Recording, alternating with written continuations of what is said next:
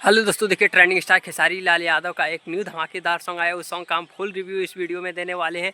उस सॉन्ग का नाम है दर्जिया ई वालम और इस सॉन्ग को लिखे हैं टुनटुन यादव जी और इस सॉन्ग में म्यूजिक दिए हैं राहुल यादव और इस सॉन्ग को गाए हैं ट्रेंडिंग स्टार खेसारी लाल यादव के साथ शिल्पी राज ने।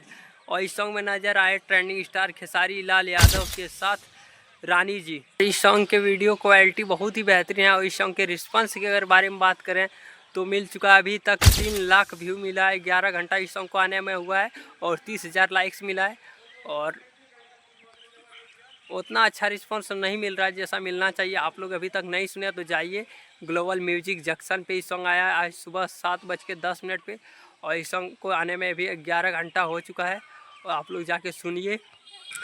और इस सॉन्ग पे 4 चांद लगा दिए खेसारी लाल यादव और शिल्पी राज की आवाज़ ने। आप लोग सुनिए कितना अच्छा सुर लग रहा है सुनने में। और अगर अभी तक हमसे जुड़े नहीं हैं तो चैनल को सब्सक्राइब करके पेज को फॉलो करके हमसे जुड़ जाइए। वीडियो कैसा लगा आप लोग कमेंट में अपना राय दीजिएगा। Thank you.